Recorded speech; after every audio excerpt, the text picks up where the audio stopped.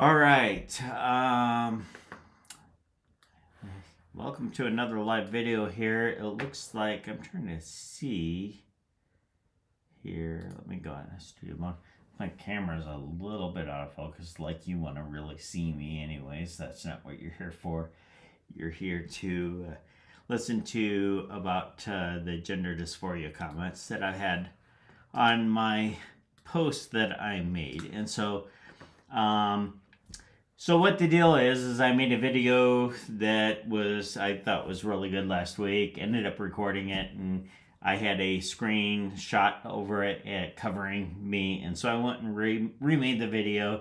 The video was not good that I remade, but fortunately that video has got over 500 views and had multiple people comment on it. And now here, sorry, I'm not even, I did the same thing I did in the last video. I didn't even have my mic on me, and I just started talking. So I'm doing a live video on YouTube right now. I wanted to come on and address those comments on my embracing my authentic self, navigating gender dysphoria. And so I'm going to go down through the comments. There's a couple of people that wrote extremely detailed comments. Some of them were questioning whether I really understood what gender dysphoria was. I find that interesting because they thought that I just had one night. I don't know how they came up with the idea that I was online and came up with the idea that I had gender dysphoria, and I went and decided to go down to a clinic, and the nurse gave me pills. 15 minutes later, I walk out and I'm on hormones, and I took hormones for a little bit, went to some stores and bought some dresses, and that's basically what they summarized what I said in the video, which it was not. If you watched it, you would know that's not true. Now, the other interesting thing is I like how they said the online part. When I started dealing with gender dysphoria, I was around 5 years old. The online world, AOL.com, that didn't happen for another 20 years after I was 5 years old. So there was no online. There was an Apple computer, and like an Apple, I think it was an Apple II computer in the library at my local school. And if you were lucky, you could get on there and you could play with the states on there. So there was no computer, there was no online, no nothing. You had the Sears catalog, the Montgomery Ward's catalog, the J.C. Penney catalog that had some prom dresses and homecoming dresses and other things that you could order. And that's what I looked at to see what I would like to have for clothes. And I didn't have any clothes, but I still suffered with gender dysphoria, and I still had that attraction to it. I still had that belief that I was born in the wrong body when I was young, simply because of, I don't know why. It was I didn't feel like I was masculine. I felt that I didn't understand masculinity. That was one thing. But so I'm going to go in and I'm going to dig in and I'm going to read through the comments, and then we can take it from there. There were some comments from a couple of people that were just extremely nice, and they said that they felt that they received a lot of value out of it, and then others that were adamant that they disagreed. So I appreciate the people that commented, both good and bad. I'm glad, because what you're doing is you're helping me to come up with my content for future videos that I'll talk about and address. And I realize that this is a bigger deal than I thought. I didn't realize that so many people would be interested in this topic about what I think. There's a lot of people that are commenting on, or a lot of people producing videos on the gender issues. Now, I will tell you that my position on gender issues is not to be pro or against people who are dealing with gender dysphoria. I want to be neutral on it. I just want to tell you my story, what happened. I can't prescribe a plan for you on how to deal with it. I can't, if you're a parent of a child that's dealing with gender dysphoria, I can only tell you these are my experiences and this is what helped me. And hopefully, I can help you come up with some ideas or come up with ways that you can address the issues in that are that you have to deal with in your life. So I would like to help people in general to come up with a different way of thinking about gender issues in society that just, I mean, let's face it, with like the bathroom issue of going out into a store, there are people that feel uncomfortable. There's sports issues that are a big deal. And we have people that are comfortable in their biological sex that are uncomfortable with people that aren't their biological sex coming into using facilities. And yet at the same time, society seems to say, well, this is transgender people should be able to come into the restrooms. There's a big debate on that, and somebody's getting disrespected. Okay? That's the way it is. But the truth is, no matter what we do, we all have issues. We all have struggles that we have to deal with. We all have things that we have to overcome. So just because you deal with gender issues or whatever it is, doesn't mean that you're in a special category. People that look normal, that are comfortable in their biological gender, they have other issues that they deal with. Okay, everybody's suffering from something. So I think if we understand that begins to help us to respect each other. I've been fortunate or unfortunate. I would say for this, I'm fortunate enough to have experienced gender dysphoria for over 40 years. To live with it, to keep it hidden, to think that my family wouldn't accept me, to think that my friends wouldn't accept me, and then only to find out they did accept me when I came out. There was not a problem with it. I have the experience of going out as the opposite gender and being in public, and I don't have the experience of being harassed that so many people claim to have. But I didn't look for an argument. I didn't go out and antagonize people or put myself in a position where I would create that argument. I went out and, like, if I went shopping, I minded my business. If I went out to eat, I minded my business. I didn't try to create a scenario where there would be issues. When I went out, my voice was adjusted a little bit. I practiced a more feminine voice so that I wouldn't have an issue of, I didn't try to come out with the deepest tone voice and look all dolled up and then have a really deep voice and go to a restaurant and sit down and then complain about being misgendered because somebody hears the voice and it doesn't equate with what the person looks like. Now, if you want to do that, that's your business. I'm not knocking you for it, but I'm also not going to come down on somebody that misgenders you because they hear a man's voice, and just because you have makeup on and because you might even really look very feminine.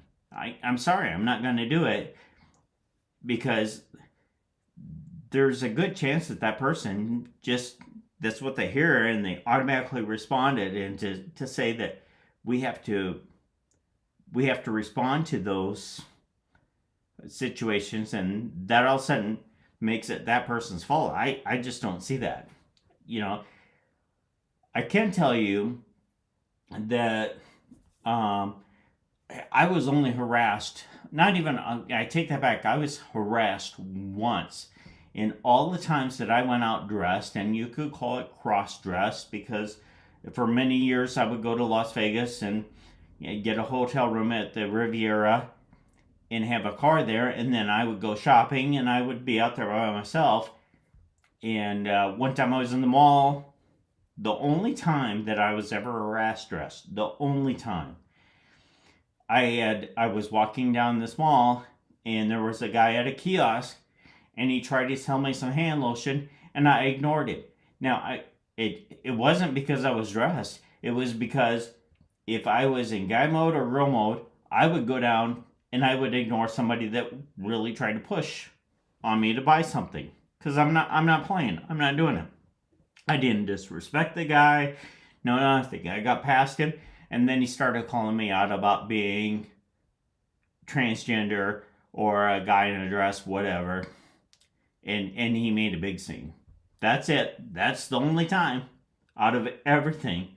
Going out to eat to dinner, going out to normal bars, going shopping, going into convenience stores, going all the places. And I'm not talking about gay bars. I'm talking about legitimate, just normal pubs and things like that.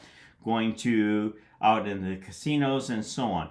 There was one other incident where I was dressed up and I was walking out of Caesar's Palace and I was walking into the farm shops, and there was a security guard and he was checking me out as I'm walking into the farm shops. And all of a sudden he realized that I wasn't what I appeared to be. And I think the guy was embarrassed. He actually started laughing, and he turned around and he just kept on, he laughed really hard. I don't knock the guy for that.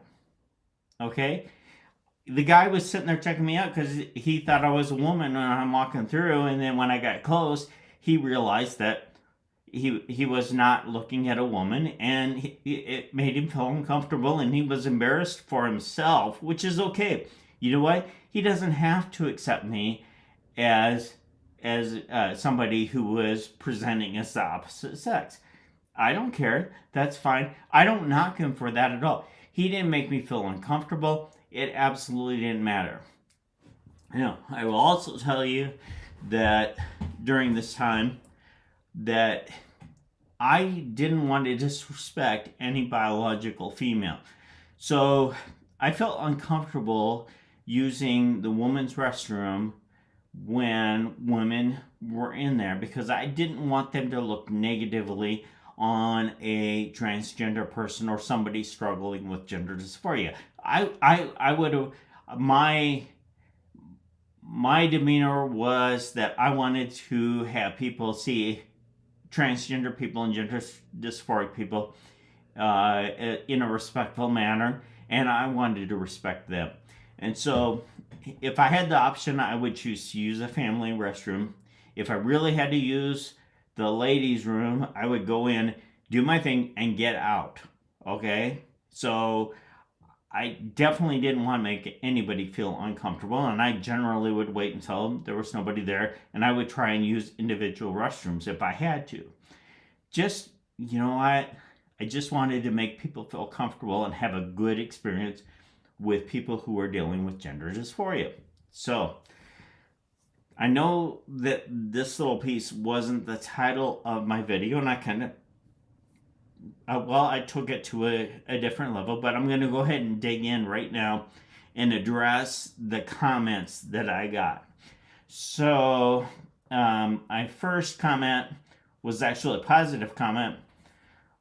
This person wrote, "Thank you so much for taking the time and effort to re-record this video and make it available. The points you make are so relevant to many of us. I'm a biological woman who has always struggled with my self-esteem, looks, and body, never feeling feminine enough. I've taken many actions in my life to feel the forward motion to relieve the anxiety you speak about.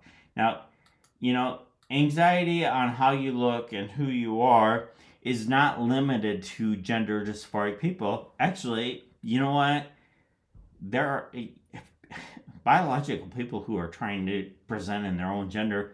They have issues just every bit as much as gender dysphoric people do. And so they struggle with that. Women struggle with their looks and so on, and I can appreciate that.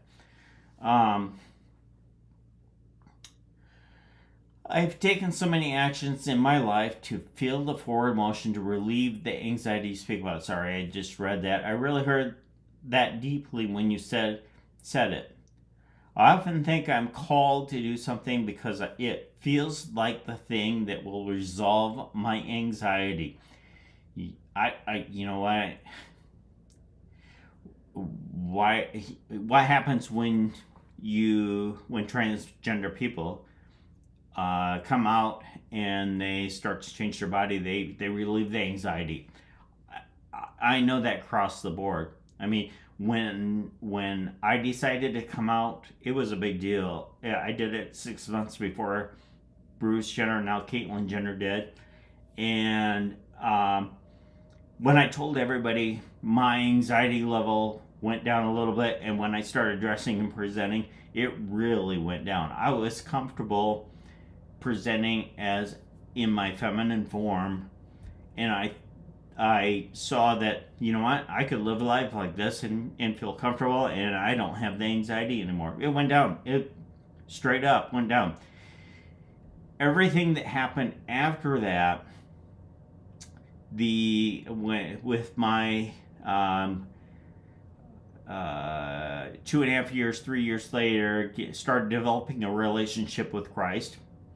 All of that could happen with somebody who has completely transitioned, has gone through surgeries, everything, and they can be comfortable in their life. I'm not saying that if you have modified your body that there's no way that you can be comfortable, because number one is I don't have that experience of modifying my body other than taking hormones and dealing with the changes that have happened that haven't subsided, that are still here.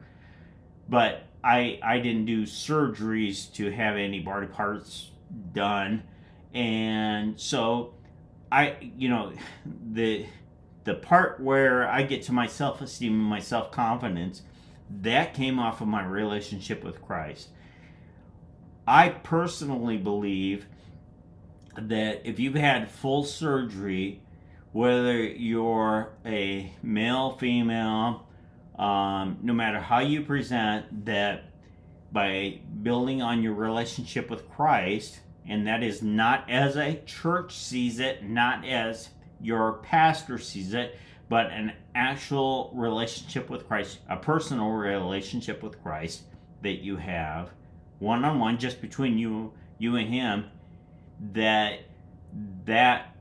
changes everything. Now, that's where my self-esteem, my self-confidence became stronger, and I'm able to tell you, I'm able to share my story with you, and that, quite frankly, has made me comfortable in my own skin without having to transition, and making it extremely easy, because I'm not worried about gender dysphoria coming back. I'm not worried about the gender issues reappearing.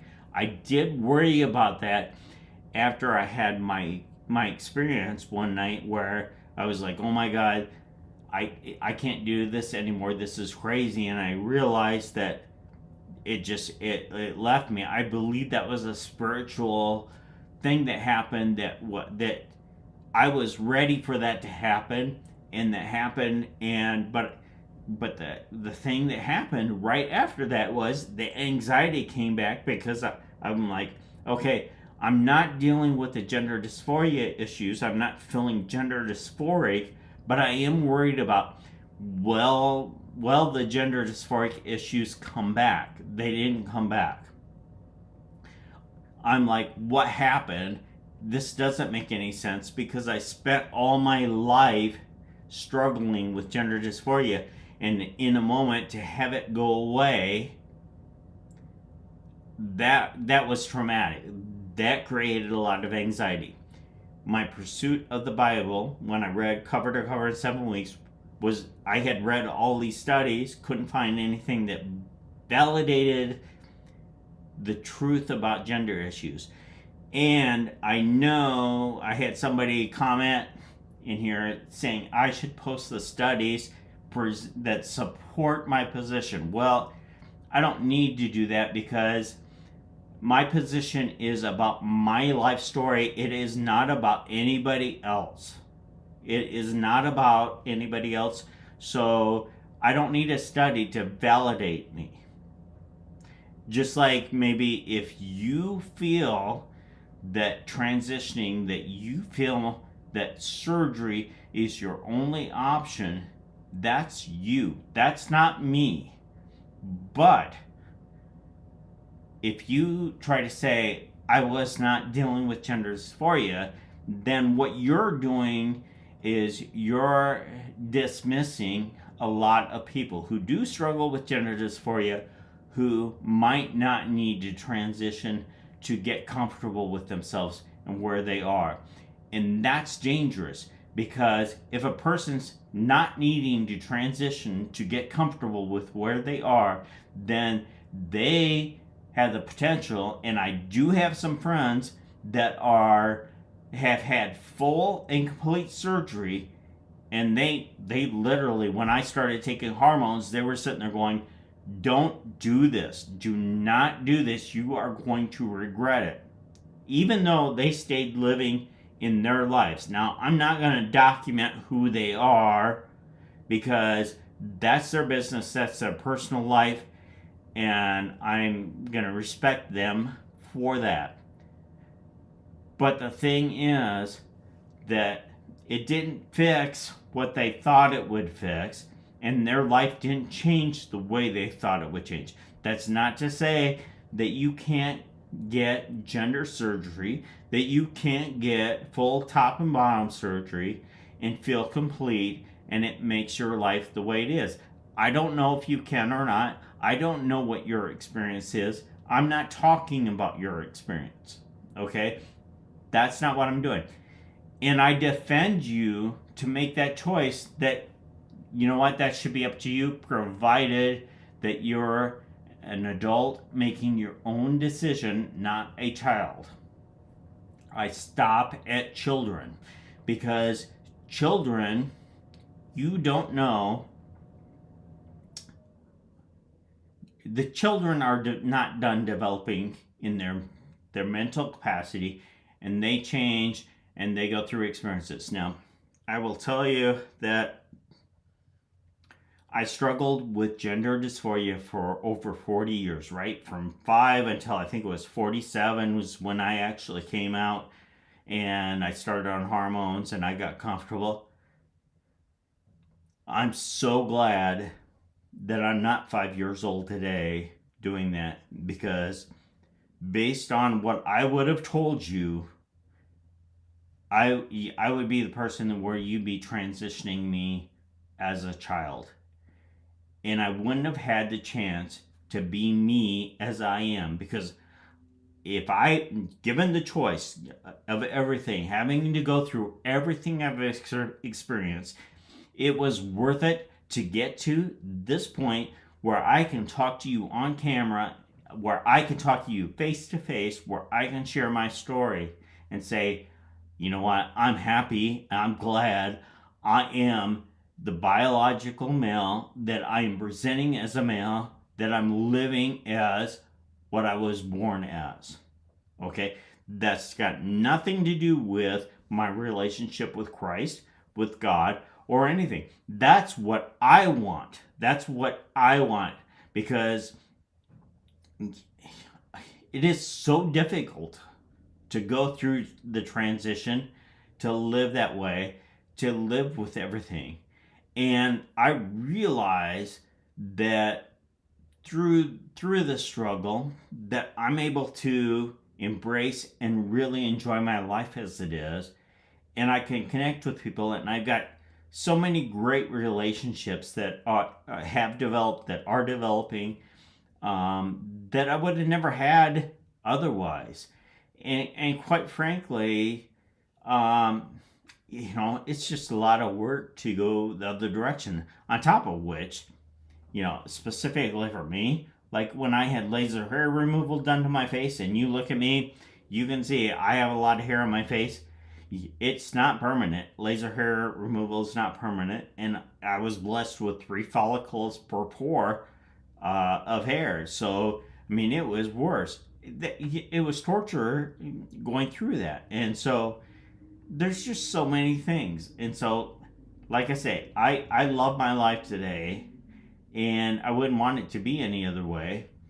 But I was also willing to transition so that I could be comfortable and live in my own skin. I know that might be hard to understand for some people, especially people that are dealing with gender dysphoria, especially people that have transitioned. But my story has no bearing on what you believe. So I guess, like in the comments here, and I'll go down through them a little bit more, but the thing is that some of the comments are sitting there going, okay, well I'll go down. I'll read here. This person says, I'm challenging your view because I'm antithesis to your hypothesis. I'm not a hypothesis. I'm true. I'm reality. Okay? I'm a guy that struggled with gender dysphoria, that went on hormones, transitioned almost 100% over a year and a half. I mean, I grew my nails out, real nails that were like at least a ½ inch past that, were my real nails. They weren't fake nails. I've done it all, did the makeup, everything. And you know what? I don't need any of that stuff. I don't. But that doesn't mean I'm putting down anybody that thinks they do or feels as though they do. So, we can have my truth and we can have your truth. And they both exist, and they're both reality as we know them. All right? So what I'm sharing with you is for the last 7.5, 8 years, I have not suffered from gender dysphoric issues, and I have not wanted to present as female. As a matter of fact, I'm quite confident that will never happen again. And I'm a person that dealt with gender dysphoria from the age of around 5 years old till late into my 40s. Those are all truths. They are not a hypothesis. There is no question about it. It's not a scenario where it's not a hypothetical scenario. It is a true scenario. All right? That doesn't discount this person feeling the way they are or believing the way that they are. I'm not discounting that. It's not an either or. It's their experience and it's my experience. So this person says, I know you were talking about that paper, which you should link in your description to cite your sources, but more of the research needs to be done. There are no... Now, interesting enough, this person says they are proof that it is a biological condition that you're born with gender dysphoria, and then they come back and they say there are no conclusions yet, especially with how politically motivated so much of the research is lately. Well, there's been no conclusion in any of the studies in Denmark, Sweden, in Boston Children's Hospital, in Johns Hopkins. Mooney didn't have conclusions. Nothing. There is no conclusion.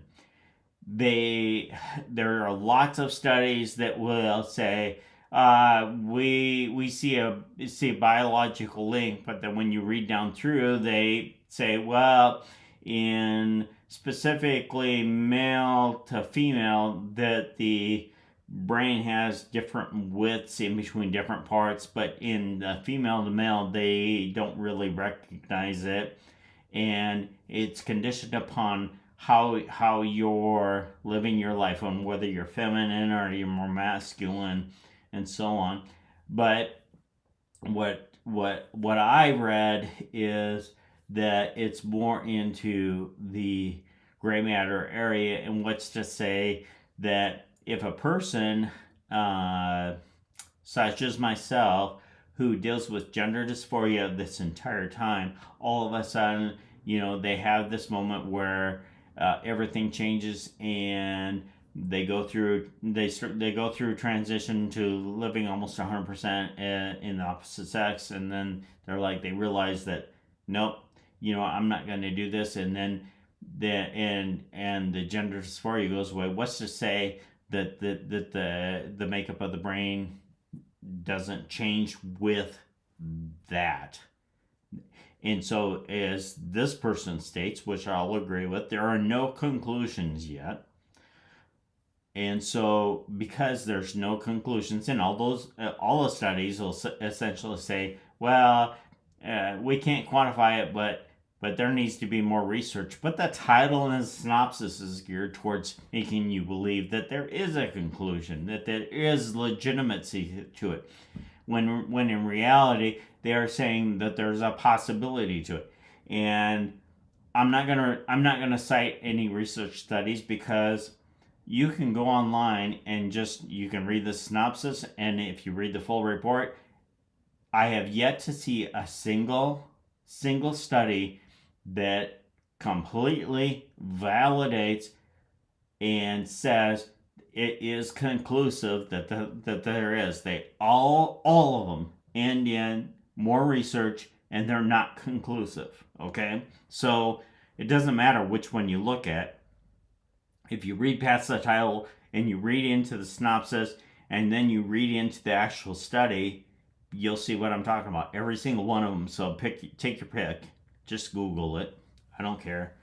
And if you don't believe it, I really don't care either. It's just thrown out there. If you think I'm wrong, this video isn't for you anyways. Okay? I'm not trying to change your mind. You shouldn't change your mind based off of what I say anyways. This is not to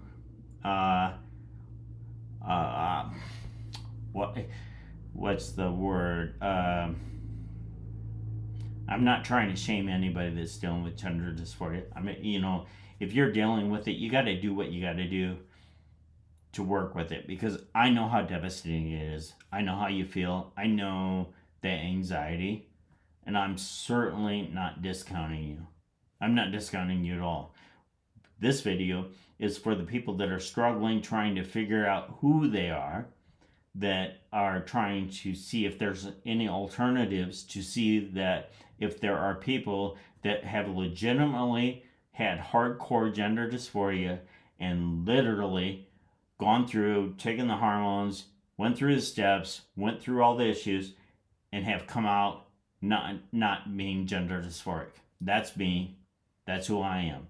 So maybe I'm the only one that's had this life-changing experience. Well, guess what? I'm a miracle, because that's the truth. And I want to express that. If you're a person, though, that is listening and I'm validating you on saying that gender dysphoria is not real, you've got the wrong person too, because gender dysphoria is absolutely 100% real. There's no joke about it. This is a serious thing that many people deal with. It is a issue that causes people to be suicidal because they can't take it. And there are people that do transition completely and are suicidal. I'm not doing this to cause you to go one way or the other on the issue. What I want to do is have you changed the way you think about gender dysphoria? I don't want it to be a huge debate. To the people that are protesting, shame on you, because you are literally dividing people. You are pulling help away from people that need help dealing with gender issues. That includes people that are pro gender and anti transgender. So if you're protesting on either side, you're not helping the situation. You're not looking out for people. Okay? What you are doing is you're creating a war. You're creating division. What we need to be doing is we need to be talking about it, helping people to understand it, and helping people to see there are potential options for people that are unsure of themselves. There are some people that are going to go through with it and they're going to regret it. There are some people that are going to go through with it and be totally comfortable with themselves. And so we have to understand that. And that's a hard thing to understand, especially when you have no idea what gender dysphoria is like. Now, this person, I'm going to read down here. This person says, it seems you believe that dysphoria is a symptom of sin. But where does it originate from? What sin would I have committed to be experiencing suffering in specific? You compare dysphoria, I'm going to stop right there because they're going to come in with another point. Okay, so is gender dysphoria a sin? The answer is yes, it is a sin. Gender dysphoria is something that separates you from God. Okay, so now if you're atheist and you're agnostic, why do you care what sin is? You don't believe in God. And sin is what we do. It's something that pulls you away from Christ. Okay, so yes, gender dysphoria is a sin. Now, you might be thinking, I just said I don't want to divide people on gender dysphoria. The problem is that everybody hears the word sin and they think they don't, there's all kinds of Christians that think they don't sin. Well, I've got news for you. You sin every day. You sin. We sin all the time. You're Christians, you're not God. Okay, that's it. You're not. Okay, we go to church, and church should be a hospital for sinners, not a country club for saints. So if you think you're a saint because you're a Christian, well, you got a problem with me. You probably aren't going to like what I'm saying. There are a lot of people on the trans side that get really mad at Christians because they're getting called sinners and they don't like to be called sinners, but they don't believe in God anyway. So what difference does it make if you don't believe in God, whether you're a sinner or not? You have to understand what sin is. And like I say, sin is anything that pulls us away from God. Okay? I sin. I follow Christ as much as I can. I work really hard at it, but every day I sin. Every day I catch myself in sin. All right? I guarantee you that everybody that goes to my church, everybody that goes to church in my state, everybody that goes to church in the country, the Pope, the Bishop, everybody sins. We're not Jesus. We're not God. Sin, there's people that think that there's some sins that are worse than other sins and they try to put it on a rating scale. You know what? Sin is sin is sin is sin. It's separation from God. That's what it is. So from that point, sin is separation from God. And I probably sinned many times already in this video because of a viewpoint that I'm sharing that I'm not realizing. And so if that's the case, it is what it is. I'll work through that with my relationship with Christ, and I'll come back and I'll address it, and we'll just work through it. Fortunately, Christ, he's forgiving. He died on the cross for my sins, and I'm all good. So and my goal here is to stay on gender dysphoria, but I just wanted to get that point out. I'm not here to sit there and try and convince you to go to church or do anything like that, because it's whether you go to church or not, that's up to you. Whether you want to follow Christ, that's up to you. I can tell you that doesn't mean I'm not going to talk about my faith. That doesn't mean I'm not going to quote potentially Bible scripture in here. But you know what? I'm going to let God work on you and your relationship with Christ. I'm not your portal to Christ.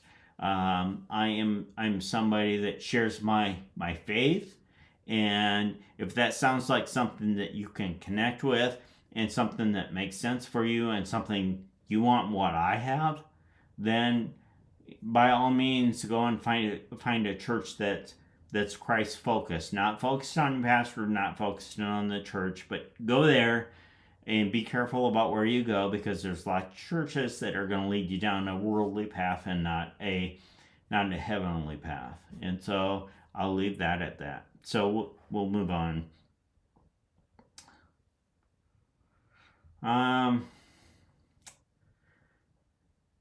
This person, I had commented back, and I noticed I went to their YouTube channel and they said that they were atheist.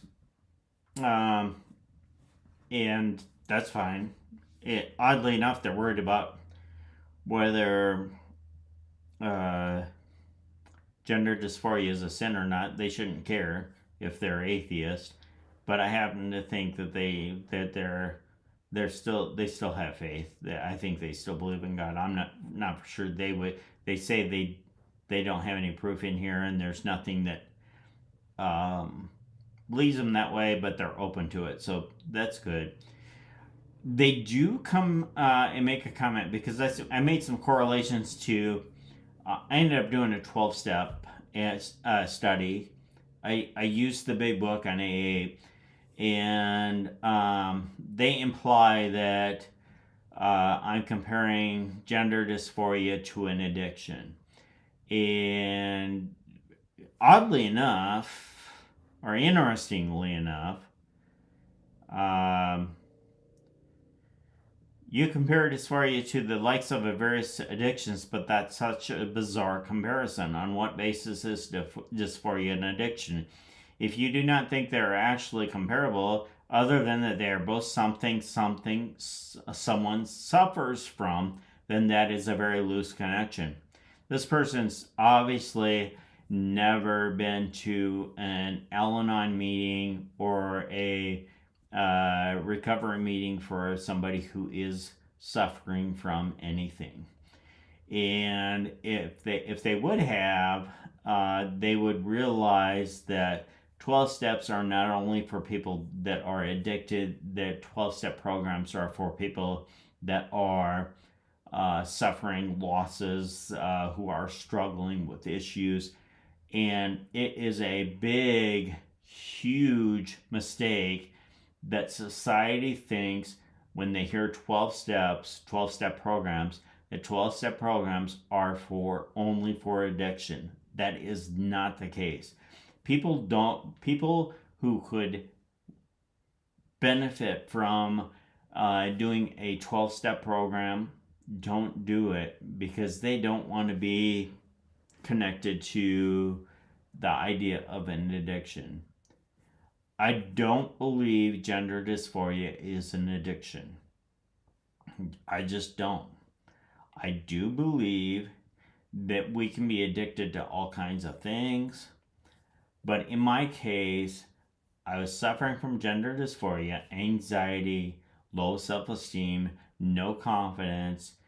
I had a poor image of myself, and I used the 12 steps program that was actually in the AA Big Book to walk myself through that for forgiveness, making amends for all kinds of things. And it's a constant thing that I work on.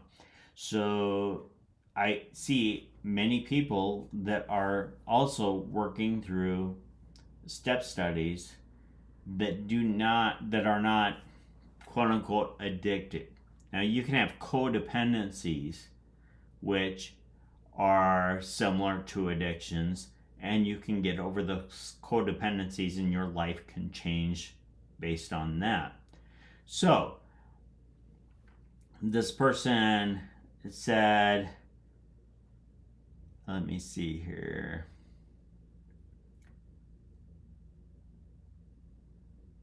If you do not think they're actually comparable or even there are both something someone suffers from, then that's a loose connection. Yeah, go ahead and do some research. To this person that wrote that, you do some research on 12-step programs and dig really deep, and you'll find that 12-step programs are for people who are suffering from something. They're suffering from anything that 12 steps apply in those cases. So it's not a loose connection. It is a solid connection. The reason why I'm so confident to come on camera, to go live, to sit here on YouTube and actually talk to you about this is that step study that I did. Even though I don't drink, I don't smoke, I don't do drugs, never have. I mean, I've drank like a margarita or whatever every once in a while, but that has nothing to do with it. So it did help me with these problems.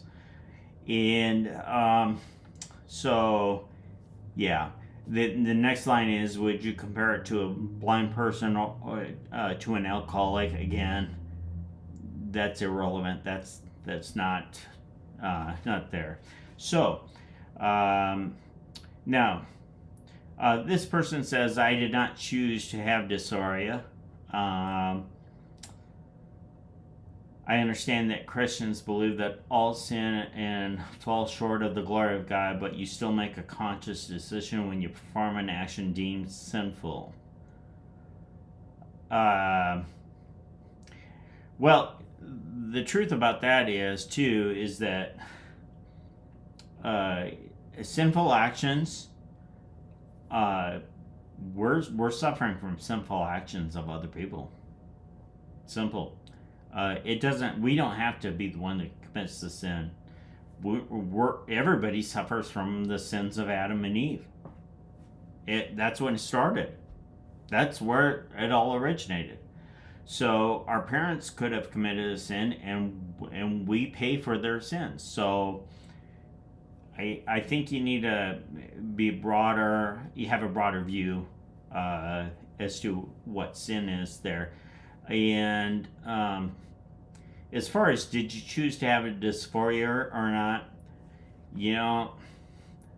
I don't know I do not know what caused my gender dysphoria to come about. I think it was a spiritual moment that removed it. But can I say that definitively? It just stopped in a moment. It was a moment, and when I was sitting in the bathroom getting my makeup done, and I started to shake, and I'm like, oh my God, I can't do this anymore. This is crazy. And literally, that's where my gender dysphoria stopped. It was the craziest thing ever, and it freaked me out. And it caused me a ton of anxiety, just like the anxiety that I had dealing with the gender dysphoria the whole time. Okay, so was gender dysphoria there when I was born? I have no idea. I really don't know. I don't know. In my household was a conservative household. My mom and dad, there would be nothing that they did that specifically relates to encouraging or discouraging gender dysphoria that I can think of. It was probably several things that brought it there. I don't know. I don't know. Was I born with it? I don't know. As I said before, any study that you look at is inconclusive as to whether there's any legitimacy to gender dysphoria being present at birth.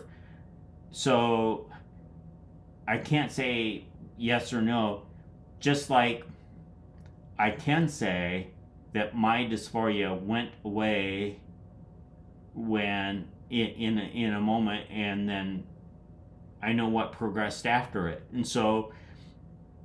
And I don't struggle with it anymore, but for 40 some years I did. So how did that work? I don't know. Was there a chemical imbalance in the brain, and did something trigger in when I was sitting in that bathroom that triggered that caused the barrier or caused whatever for the gender dysphoria to happen to go away? I don't know the answer to that, but it did. And the important part is I'm here to tell you that it did, and you can see me, and that's why I'm living as my male self, the biological male I am. So let me see here. We'll go down further.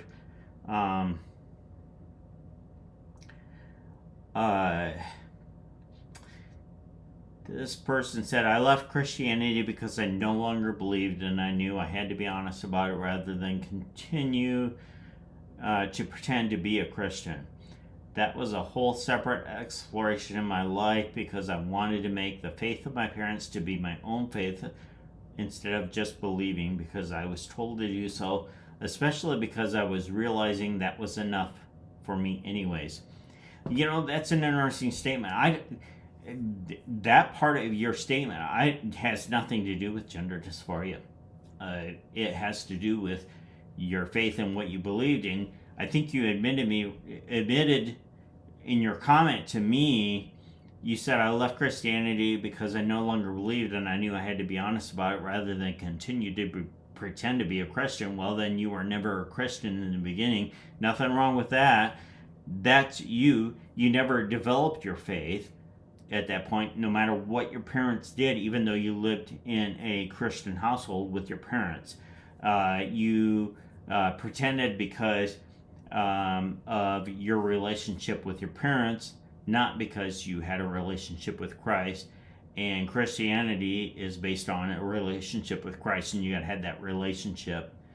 That's why I'm not gonna spend a lot of time on this, but that's why, like baptism at birth, you're not making a decision to have a relationship with Christ. And I was baptized at birth. I ended up going into the water based on my own choice, probably about 5-6 years ago, and I made that commitment to my relationship with Christ. And I believe, you know, even though I was going to church and I had already read the Bible cover to cover in 7 weeks, my Christianity solidified in that moment because I made that commitment. I made my own decision to be with Christ. But if you don't go into the water for baptism, I'm not the expert on whether that makes you a Christian. You know, at what point does that make you a Christian? So please don't base your decisions off of me. You need to work through that and do your own research on that, and maybe a Bible 101 and a class about baptism. That's where you go for that. And again, I'm going to go back to being transgender doesn't disqualify you from having a relationship with Christ and being a Christian. Okay? Does not do that. Just like having a rainbow colored flag on your church and having a transgender pastor qualify you for being a Christian and qualify your church as following Christ. Okay? That doesn't qualify. If you focus in on what is of this earth, if you focus in on the LBGT agenda, and that's that focus on the church, and the church is not focused in on the Bible and focused in on developing a relationship with Christ, then they're not following Christ. They're not following what the Bible says. They're not going down the road to be passed to be Christians. And so that's where it was interesting is like my church, we've had transgender people attend our church. We have no problems with that. We are a strict Bible-based Christian church. We don't fly a flag. We aren't going to be part of an agenda. Our entire focus is on making disciples, love God, love people, and make disciples to help them to know Christ. And so that's the difference. And so you can come however you're dressed, and you can be gay, whatever, and come. But we're going to follow the Bible, and we're going to walk with you. We're going to love you. And, I would say when somebody comes to me and they have a friend or they have a child that's transgender, and they want somebody to walk with them, I always say I'll be more than happy to sit with them in a Sunday service, or have them come into church or spend time with me. I would love nothing more, because I love letting people see how my life has changed, and then they can make their own decisions with that. So, folks, we have to realize that there are many hurting people in this world. And so the people with gender dysphoria who are being challenged by people that don't have gender dysphoria, you have to understand that those are hurting people too. They may have their own thing, and they may be passionate about yours and your issues in order to cover up their own issues. On the same token, people that are fighting against people who have gender dysphoria realize that, you know what, it's a tough thing. It's real. They really struggle. I struggled. It was really hard.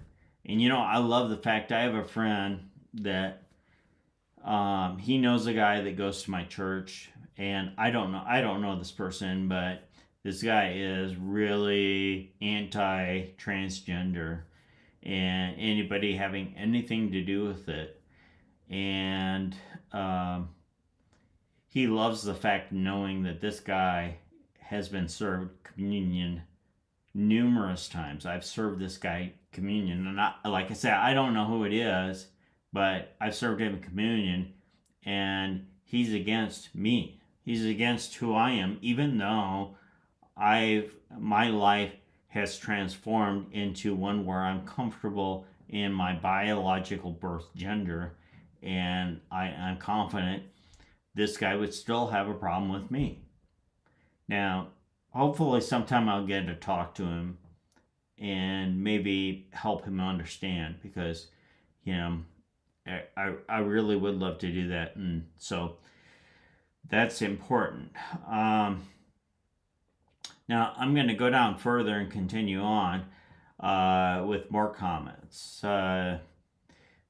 This person wrote, "I'm sorry, but just because you self-identified as gender dysphoric does not mean you are trans or have any understanding of trans people or their needs."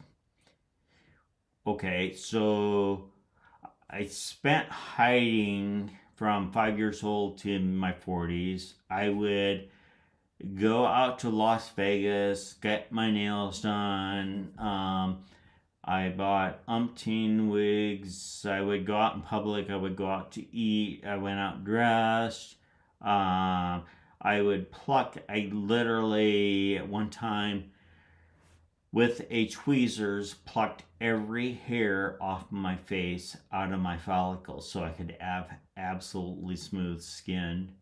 And I spent all my time trying to look like your average normal woman and not stand out, but just look like a well-dressed woman when I was out.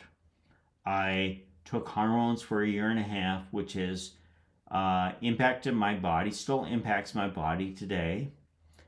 And I came out to all my friends who had known me for over 40 years, my Christian friends and everybody, and got them to listen to me. And they actually started a lot of the most diehard against gender issues, ended up doing a lot of research, and they didn't turn their back on me. They came up and they said they learned a lot because they never saw it coming with me. I was the last person they thought that would be like that. And so I presented almost full time after a year and a half. And yeah, I had more than just a few things and a little bit of playing. So I think I do know what it's about. And taking hormones for a year and a half, that's pretty intense. Um, they said, judging by the fact that you said they were a nurse and that you walked in and out with estrogen prescription, I assume you went to a gender clinic, which exclusively operates on informed consent model, meaning you are self-identified and not diagnosed gender dysphoric. Well, I've got news for you, and that is that 99% of the places that serve people who deal with gender dysphoria, if you walk in and say you're gender dysphoric, they will give you hormones and you walk out. That if you go online and you look at practically any gender clinic, everybody's gender affirming in of this day, and everybody is afraid to be anything but gender affirming. And what affirming means is that if you say you have gender issues, they're going to take care of you.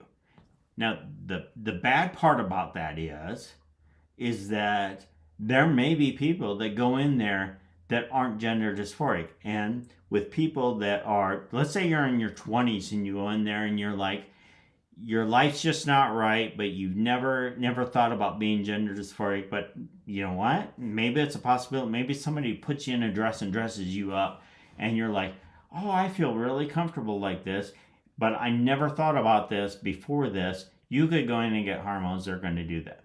Okay, that's not going to be.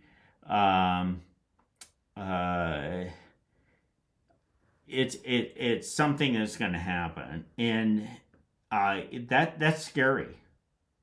That's really scary, because I think that the people that are, I'm sorry, I think somebody was trying to chat with me here, and I don't have my chat window up, so I'm sorry about that. If you leave a comment, I'll come back and address it in another video. I'm sorry. I'm new to this, but at any rate, if you walk into a clinic, you're gonna get hormones. I mean, if you go to Planned Parenthood, you go wherever, you're gonna do that. And so I really believe that we don't need to just walk in on the first appointment and get hormones. But for you to sit there and say that I'm self-identified gender dysphoric, yeah, I don't think that's the case. That, obviously with everything that I went through, all that I went through, I wouldn't be a qualified person to be claiming that it was self-identifying gender dysphoric, and I wouldn't get the diagnosis 100%. That even if I went through working with the psychiatrist, psychologist, as a matter of fact, I was working with the psychiatrist separately, and I informed him that I was dealing with gender dysphoria afterwards, and told him everything that I went through, and he had known me for long enough, and he's like, so yeah, I did get the gender dysphoria diagnosis from him. So I didn't even think about that until now, just this moment. I had completely forgotten about that. This person continues on taking pills for a few months and shopping in the women's section. I've already addressed that with you. I took pills for a year and a half, and I have physically been impacted on my body by taking pills, and it's not going away unless I have surgery to remove the body changes that were caused by the pills. So yeah, it's there. And let me see here. And as far as shopping, my entire wardrobe was feminine, and my male clothes were minimal. I had went all the way. So yeah, I think you misread on what you heard in the video, and that's okay. It's fine. Maybe I didn't communicate well enough for everybody to understand, and that's nothing against you. You wrote, I was miserable as a young kid, and when I started transitioning in my teen years, it immensely improved my quality of life. My living my life as a trans girl didn't bring me peace. Living my life as just a girl and now a young woman brings me peace. Okay, so I will tell you and share with you. You know what? I was miserable as a kid because I wanted to live as a girl. I did. If you had to give me the opportunity as a kid, I'm all in. I'd go to bed at night. God, please make me a girl when I wake up, so I'll wake up as a girl so that this can stop. I don't want this to go on anymore. This is crazy. I just can't stand this, and this just I mean it was devastating. I know what that was like. I remember going out for the first time. It was on Halloween, and my wife at the time, she was in cosmetology school. She did my nails, did real nails on me. She did my eyelashes. I mean, I definitely looked 100%, and I fooled a lot of people. We went out, and I can't tell you how great and how relaxed and how comfortable I felt going out. I was wearing a little black dress, and I looked good. I felt good.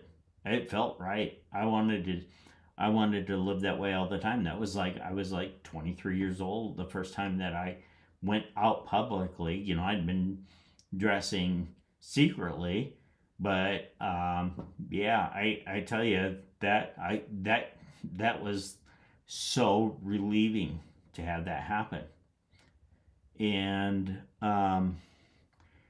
later in life, I married somebody else, and we had talked about it. She wanted to move to another town, and she was totally comfortable with me dressing all the time, and I literally thought about it. I literally thought about going full time to live as my life, but I would have had to quit before we had kids, and I just didn't do it. But I was close to doing it because and we had went out, and then at that point I was going to Las Vegas and uh, staying at the Riviera in the Monaco Tower, and literally going out. I would go out there all the time just to do it, and just so I could live my life dressed. And this thing went on for a long time. It was crazy, and I was comfortable. That was it. So I totally get it. And so what's amazing is that I thought at that time the only way out was to transition and to live my life as a female for the rest of my life. That's what I thought. And then when I found that I could be comfortable in as myself as I was born, a biological male, I chose to be that biological male. And I'm extremely comfortable today. And I wouldn't trade it. I wouldn't trade it. It's not worth it to me. So that doesn't discount what you feel. If you have to be comfortable, if you have to be transitioned to be comfortable, that's fine. I'm not discounting what you are, and I think that people should respect that. That's what that you should be that way. I think that we have to be careful with kids. So I'm 100% against allowing children to medically transition. If they're an adult and they make the decision and they're of age and they're in a point where they can make their own decision, then that's their business. But if you're a parent, I want to warn you that just because your child says that they're trans at the moment because they feel that way, if you have to let them dress in the opposite role, let them dress in the opposite role.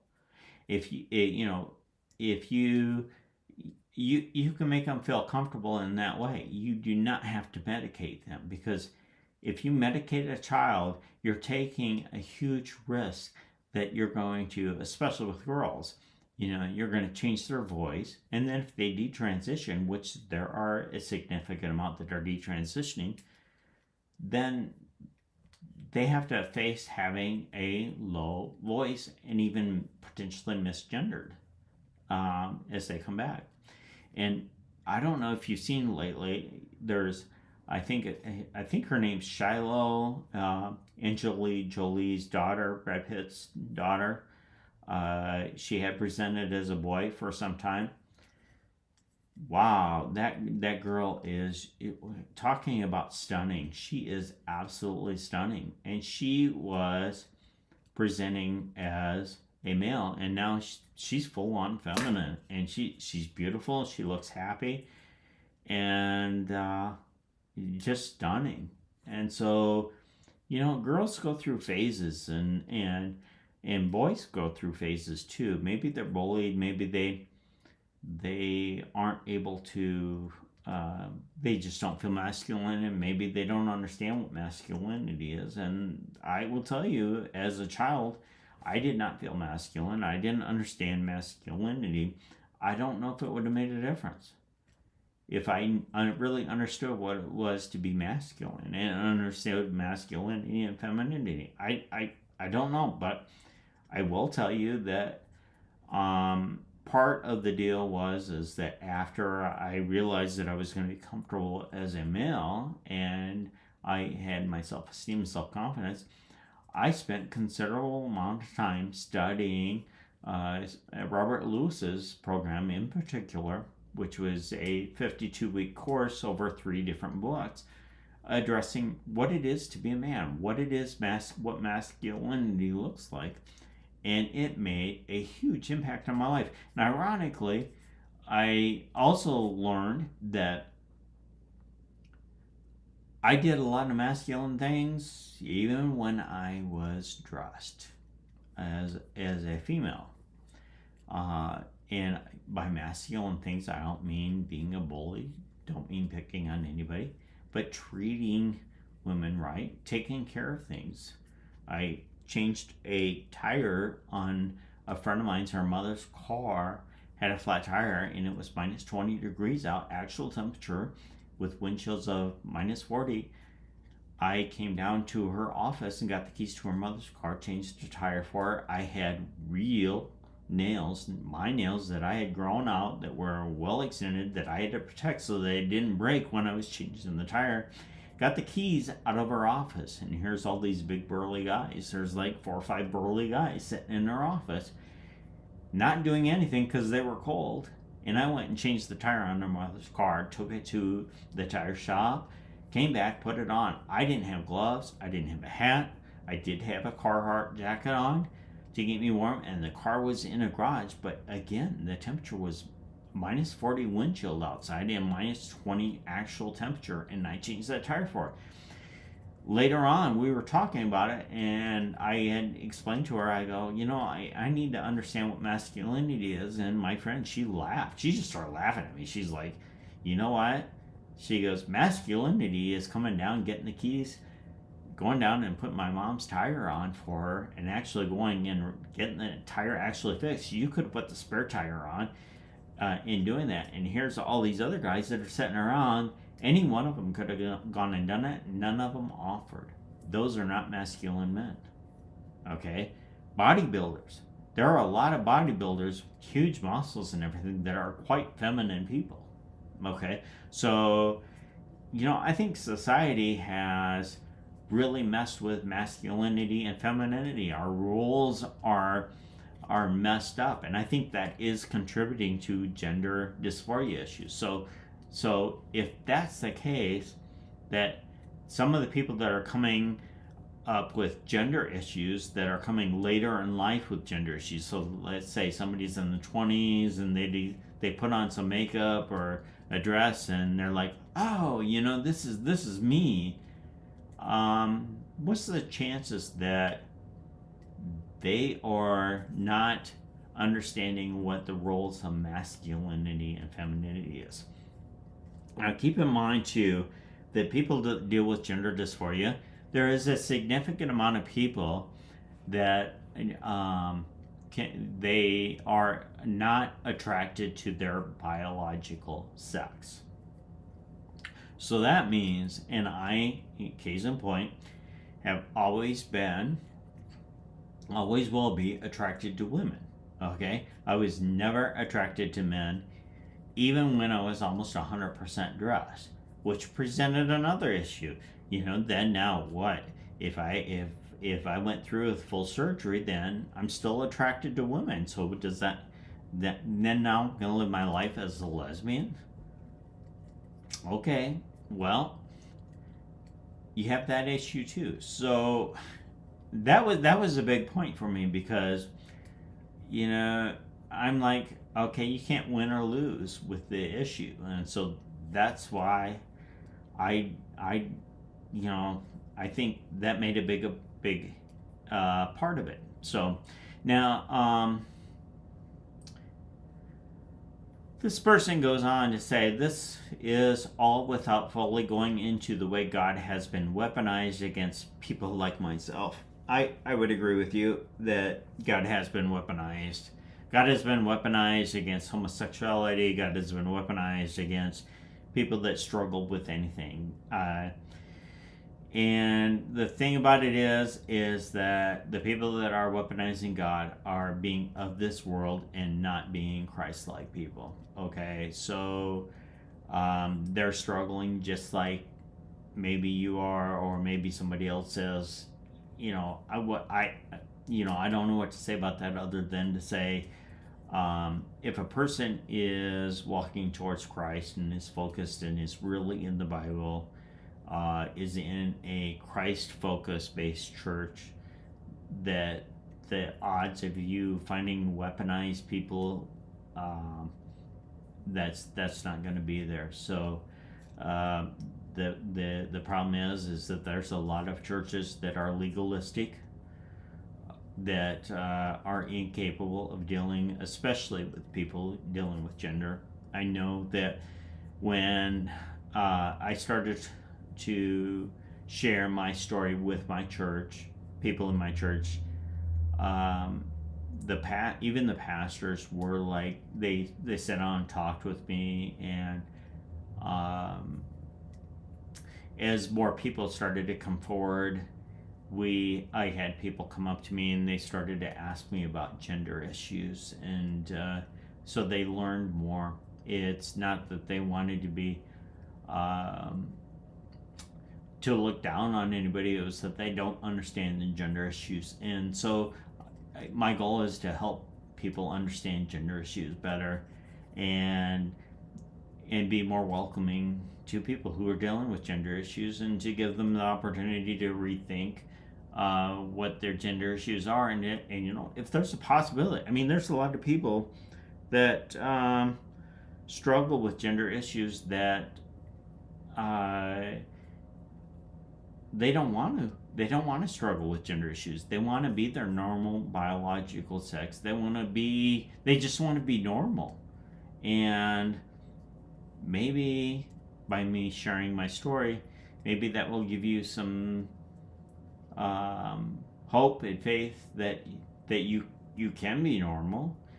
And then there's some people that they just, no matter what they do, they just can't get there. And so it's not for me to say on that, but I want to give you that option, and I also want to say that I still love you, even if you're firm, dead set against everything that I say.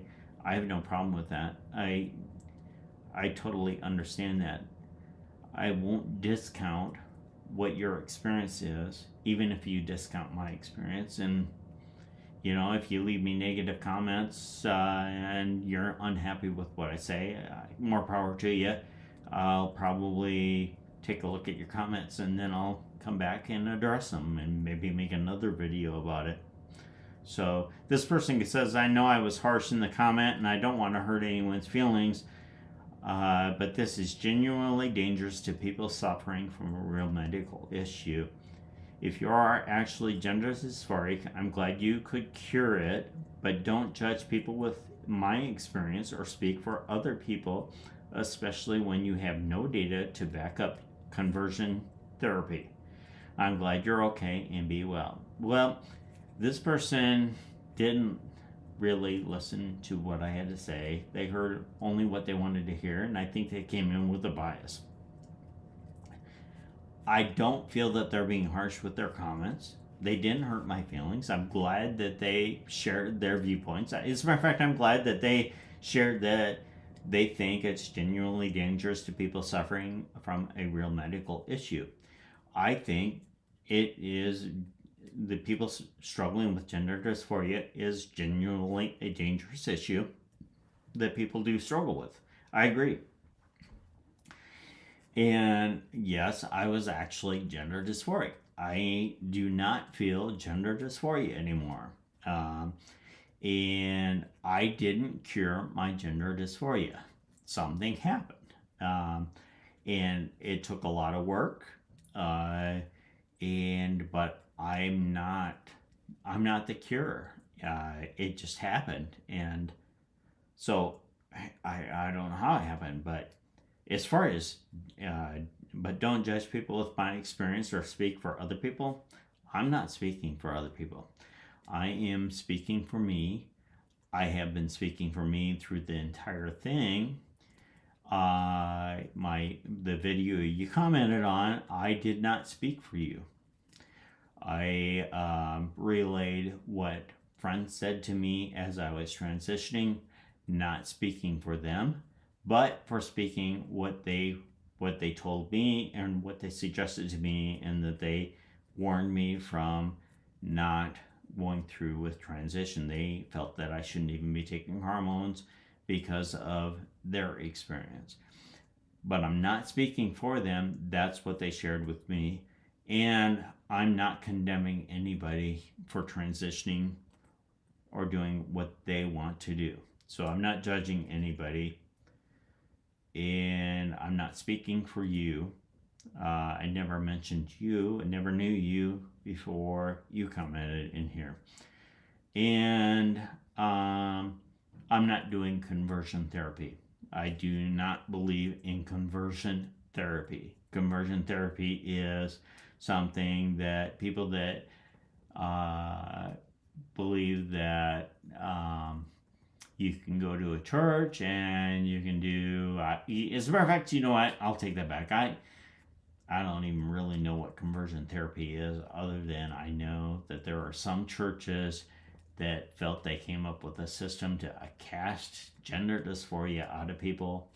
I don't buy into that, because the bottom line is that the only ones that can fix me is myself being willing to work with Christ, and to follow Christ, and to go down that line. But I got to tell you, here's the other thing: is that my gender dysphoria stopped in a single night, and that was 6 months before I stepped into a church, and 6 months before I read the Bible cover to cover.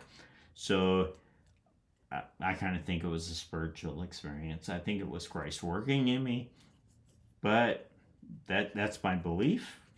But I guess I don't have the study or the paper done by a clinical psychologist who or done by a medical study or whatever you have it that would satisfy you. So I'm not trying to do that. Like I say, I just don't know. So all right, so wow, this has been a long video. There's more. There's some other people that wrote, thank you for sharing your story. I think that every person who's dealing with gender dysphoria is having trouble coping with a lot of social differences between males and females that are fake, and they should not have to feel ashamed of their physical sex. like they must change in order to be allowed to display certain behaviors. I was on testosterone for around a year when I was 15, 16, but thankfully am okay with having androgynous traits as an adult. You know what?